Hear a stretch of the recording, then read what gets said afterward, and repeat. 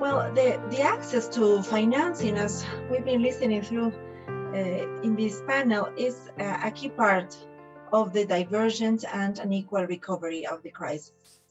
This is no new. It is an unfair situation that has been happening in the global financial architecture, for instance, to finance SDGs or to finance climate. In the worst crisis in more than 100 years, central banks of rich countries created trillions of dollars, euros, and pounds, much of which could made into their fiscal budgets. Countries that could have access to these monetary policies represent the 17% of the population.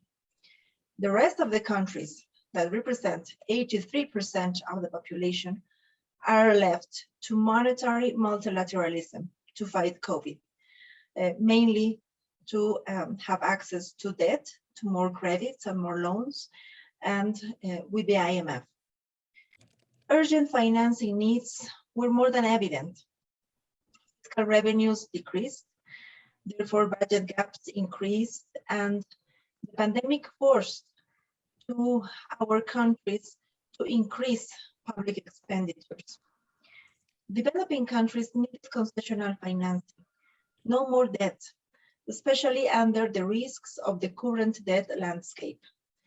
In this context, the issuance of special drawing rights, a political decision to create liquidity, was the answer.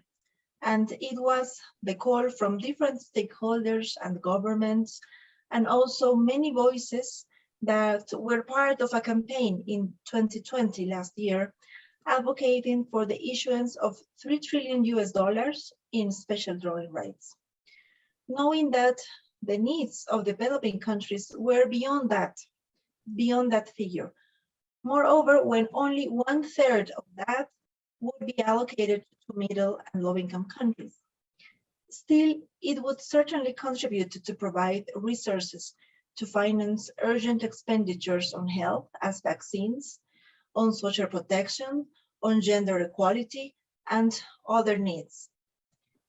After 17 months of the pandemic outbreak, finally, $650 billion of SDRs were allocated. Despite only $230 billion went to developing countries, if we don't take into account China, this allocation can be important for budget support, as the IMF itself states in their guidance notes. So a few countries are indeed using this allocation for budget support to be able to finance health and social expenditures, or repaying non-concessional debt in some cases. Unfortunately, many countries still don't have clarity on the mechanisms that can be applied to use SDRs as budget support.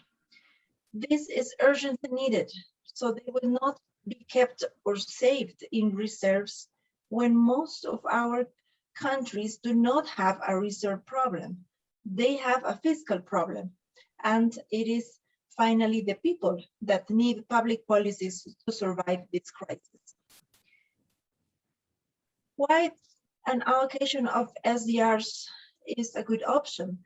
Because it means no debt, it's not a loan, it doesn't involve a capital repayment, it has no conditionalities, and only a small interest rate of 0.05% would be paid for the amount used. It doesn't involve any program or any kind of loan with the IMF. So in this context, it is the best concessional financing for urgent needs, but they need to be well used, be smart used, as it is a one-time allocation. At the same time, developed countries that do not use the allocation, the allocation that they have received, they can on a voluntary basis transfer their special drawing rights to developing countries in need. It is essential that the recent allocation be quickly followed by a rechanneling of these resources. rechanneling a meaningful portion of advanced economies SDRs to developing countries. Besides still calling and putting on the table that our governments can use SDRs for fiscal purposes, as it is in our handbook, and I'm going to put this handbook in the chat if some of you have not seen it yet, because it's important that our governments know what are the channels that they can use. Besides this, our current campaign is on the criteria that should be used for rechanneling special drawing rights from developed countries to developing countries, while keeping the spirit of the original allocation by not generating more debt and not having conditionalities. Be accessible to middle-income countries, be additional and available to use them as budget support. To achieve all these criteria or principles, as we have been calling, it will be important to identify channels and mechanisms that can be adapted to the current circumstances and challenges to make available in a faster way the resources to the countries in need. Therefore, the IMF's current mechanisms may not be the main option. Other vehicles or funds should be considered, mechanisms with equal voice and vote, and in the interest of the most in need. Moreover, this experience reflects that this type of financing through special drawing rights allocation reflects that future allocations can take place in the future to finance a development and to contribute to leave no one behind. I would also like to mention that in the recent days, the Community of Latin American and Caribbean States, CELAC, as an intergovernmental mechanism for dialogue and political agreement, which includes 33 countries in Latin America and the Caribbean, called the IMF to ensure timely access to special drawing rights, and also is supporting the immediate establishment of SDR's redistribution mechanism for all vulnerable countries, including middle-income countries. This will allow a more expeditious, fair, inclusive, and equal economic recovery in our region. From Latin America, the fact that our governments make these calls public is very important in our advocacy and campaigns. And finally, I would like to mention in the current initiative and campaign that we are working on with most of the organizations that are in this panel, is an open letter to the G20 and the IMF asking for principles for reallocation of special drawing rights. So I will share the link in the chat if you have not seen yet, because GCAP is part also of this initiative.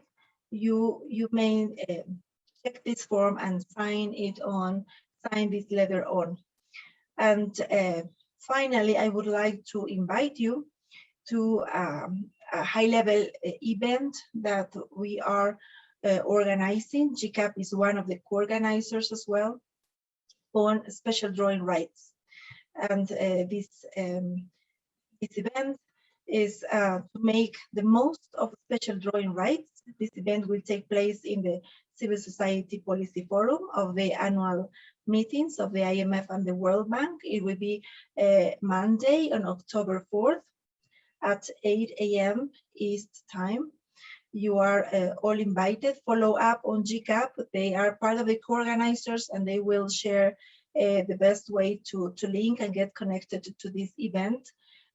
It will be a high-level event with the IMF, with a former director of a central bank, but also with civil society organizations putting on the table and on the agenda or our demands and goals.